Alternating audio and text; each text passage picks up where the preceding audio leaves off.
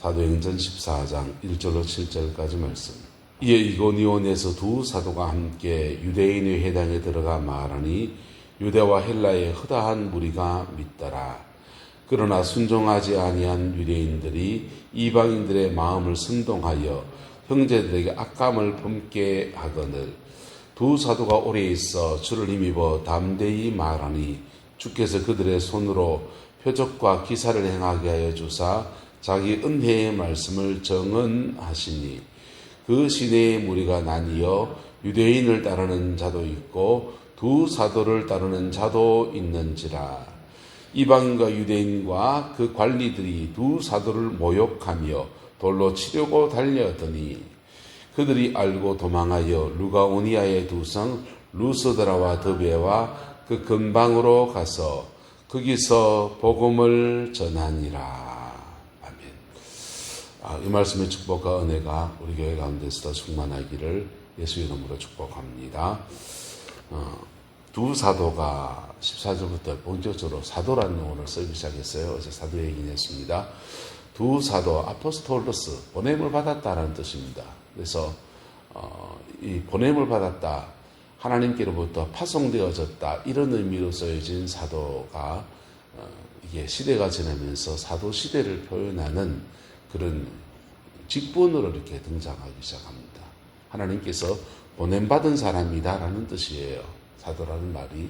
그래서 그것이 마치 직분이 되어지고 대표 명사가 되면서부터 이 용어를 쓰는 것들이 이단이 되어버리는 이상한 현상이 생겼습니다.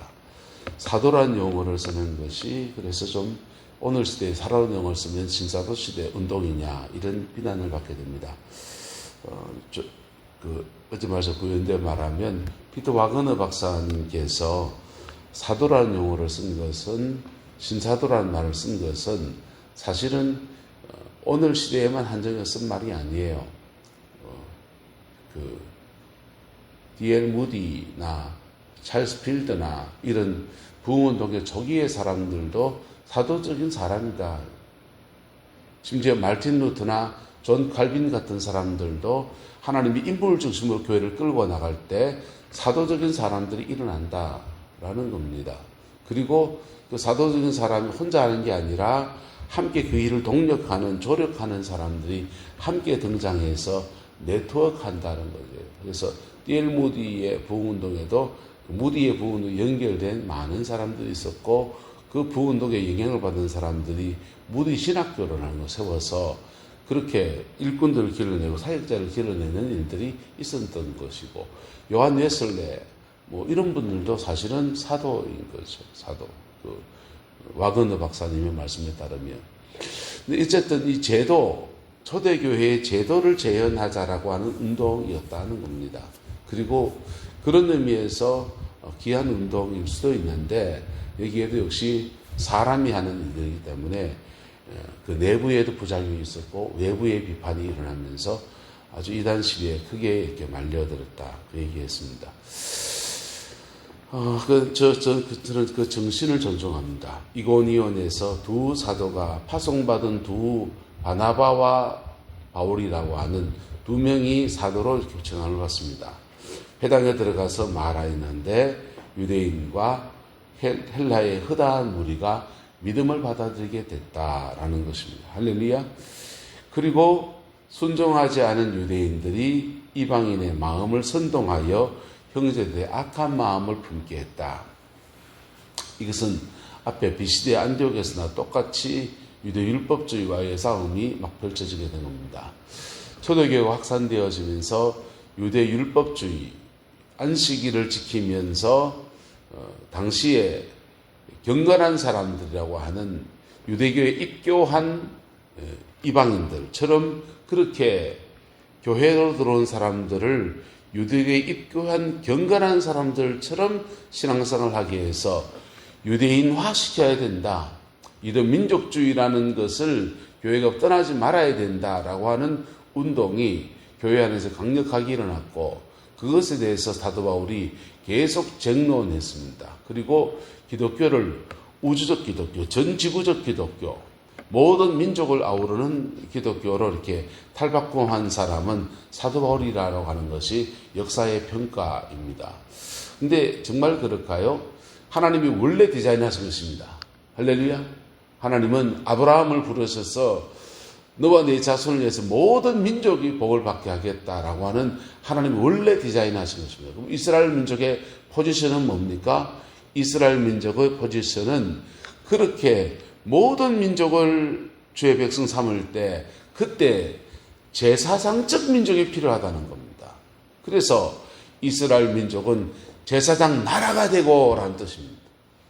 하나님께서 이스라엘이 제사장 나라의 사명을 제대로 감당하지 않고 오히려 이 일을 지금 방해하고 있는 겁니다. 왜? 민족주의적 유대교의 카테고리 안에 예수가 있기를 원하고 민족주의적 카테고리 안에 다윗의 자손을 기다리는 유대 민족주의 민족 종교 안에 이 모든 이방인들 들어와야 된다. 아니면 그 배척해야 된다. 이게 회당에 있는 사람들의 유대인들의 민족주의적 의식이었고 그들의 신앙이었고 그들의 민족애였습니다. 그래서 순종하지 않는 유대인들이 등장하는데 그들이 이방인들의 마음을 선동해서 그들이 본인이 직접 할 때도 있고 이방인들의 마음을 선동하기도 하면서 형제들에게 악감을 품게 했다라는 겁니다. 그런데도 두 사도가 그 핍박을 견디면서 오래 있었다 했어요. 오래 있고 주를 힘입어 담대히 복음을 선포하니까 주님이 여기 선물을 주십니다. 주께서 그들의 손으로 표적과 기사를 행하여 주사. 표적과 기사는 누가 하십니까? 주님이 하시는 거고 복음을 전하는 건요. 주를 힘입어서 역시 성령을 힘입어서 복음을 전하지만 그 일의 중심엔 두 사도가 서서 그 일을 하고 하나님이 하시는 초자연적인 사역들은 주님이 하시는 것들입니다. 그렇게 해서 표적과 기사 행하여 주셔서 자기 은혜의 말씀 같이 읽어 시작. 자기 은혜의 말씀을 정언하시니 할렐루야. 우리 교회에도 이 은혜가 풀어지게 되기를 예수 이름으로 축복합니다. 주님을 힘입어서 말씀을 전하고 그 전한 말씀에 대해서 우리 주님 부활하신 주님이 함께 하셔서 표적과 기사를 행하게 하셔서 은혜의 말씀을 확정하여 주신 은혜 이 두 가지가 아우러질 때 마치 손발이 마주쳐야 도둑질 손발이 마주쳐야 맞아야 하지 하듯이 하나님의 종과 성령이 또 혹은 부활하신 주님이 함께 동력하면서 이곳에서 놀랍게 복음의 역사가 이루어지기 시작합니다.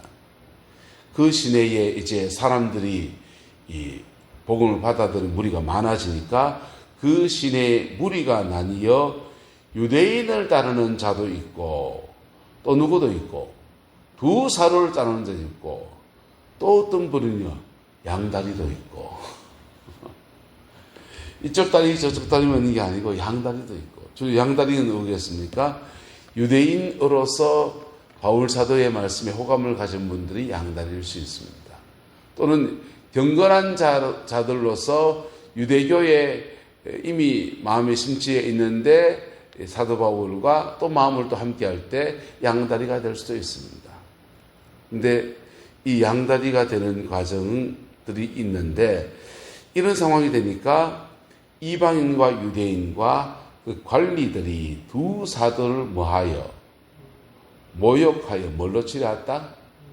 돌로 치려했다 했습니다. 여러분 돌로 치려하는 풍습은 누구의 풍습입니까? 유대인의 풍습입니다. 그래서 이 주동에 지금 누가 서 있다는 겁니까? 유대인들이 있다는 것이죠. 이방인과 그 관리들이 권력을 가진 관리들하고 이방인들도 있고 근데 그 중심에 누가 유대인들이 있어서 그들이 이방인들을 모욕하고 사도 바울을 모욕하고 돌로 치려했다 합니다. 근데 그때 그것을 알고 도망쳤다. 두 사도가 도망쳤습니다. 루가오니아의 두 성 루스드라와 더베와 그 근방으로 가서 보세요.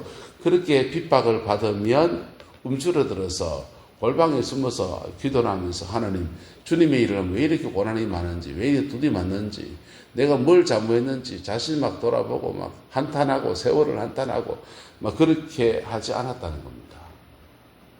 복음을 전합니까? 핍박을 겸해야 되겠습니다. 핍박을 각오해야 합니다. 그래서 거기에 위축되지 아니하고 루스드라와 더베와 그 근방으로 가서 거기서도 역시 무엇을 전하더라? 복음을 전하더라. 복음을 전해가는 과정에 계속 지금 뭐하고 부딪히냐? 회당주의자들하고 바리새파의 사람들하고 부딪히고 있는 겁니다. 예수님이라면 어떻게 했었겠어요? 이렇게 부딪히다가 그들이 에베소에 갔을 때 아예 땅 따로 세웁니다. 두란노 서원이라는 것을 따로 세워서 이방인 중심의 교회를 아예 만들어버려요. 복음 전파를 그래서 아예 또 구역을 나누기도 합니다. 베드로 사도는 주로 유대인들에게 복음을 전하시오. 나는 이방인들에게 전하겠소. 이렇게 하면서 정리를 해버려요. 근데 지금 유대인들 중에 한 사람 예수 믿으면요, 이방인 한 사람 예수 믿게 한 거 양육의 폭이 달라요. 유대인들로서 예수 믿게 되면 경건생활 습관 그대로 가져가면 돼요. 그들이 믿고 있는 교리에서 몇 가지만 수정하면 돼요. 수정해서 오면 돼요. 잡혀지면 정말 교회의 큰 일꾼 되어집니다. 왜냐하면 그들의 부르심이 제사장 민족의 부르심이 있어서 하나님이 그걸 준비시켜 놨거든요. 그것을 뛰어넘지 못하게 하는 것이 민족주의, 유대율법주의, 그런 것들이 뛰어넘지 못하게 하는 것. 그것을 뛰어넘은 사람들이 바울과 바나바이고, 자기와 똑같이 이것만 뛰어넘으면 저들은 정말 위대한 하나님의 사명을 감당하는 사람이다. 이게 바울 사도와 바나바의 믿음입니다. 그래서 길을 쓰고 회당에서 전략적으로 복음을 먼저 전해 나갑니다. 근데 여기에서 우리가 주목해야 되겠습니다. 핍박이 오는 중에도 어떤 때는 주님, 바울 사도와 바나바가 오래 있어 머물러 있으려고 하는 것들, 주를 힘입어 담대히 말하는 것들, 그리고 그 속에서 하나님이 표적과 기사로 함께해 준 은혜가 거기에 나타난다고 하는 것입니다. 사도행전 14장부터 해서 사도 바울의 선조, 바나바의 선조에서 표적사역, 이적사역이 본격적으로 등장하기 시작한 게 오늘 본문 이야기입니다. 우리 하나님의 교회를 섬기는 저와 여러분들 안에 이 동일한 은혜가 부러지게 되기를 예수 이름으로 축복합니다. 기도하겠습니다. 좋으신 아버지 하나님, 주님의 그 사랑을 바라봅니다. 주님의 그 은혜를 바라봅니다. 이고니온에서 선교에서 펴려졌던 바울과 바나바의 선교 사역들 속에 함께 하셨던 주의 역사들을 봅니다. 주님, 우리도 이것을 구합니다. 이 땅 이조리에서 복음을 전해나갈 때 표적과 기사도 주시고 영혼을 사랑하는 긍휼의 마음도 저에게 더하여 주시기를 원합니다. 주님, 이곳에 교회를 이전하고 이전 세대의 목회자들과 아버지 또 장로님들이 이 이조 땅에 긍휼의 씨앗을 많이 뿌렸습니다. 교회 이미지가 좋아지고 교회에 대한 위상이 높아졌습니다. 이제 아버지 하나님, 살아계신 예수 그리스도의 복음이 제대로 풀어져서 영혼을 변화시키는 아름다운 은혜가 있게 하나님 주장하여 주옵소서. 여호와께서 우리의 그 기회와 때를 허락해 주셔서 주님의 영광 이루어내게 역사해 주옵소서. 예수님의 이름으로 축복하며 기도드리옵나이다. 아멘.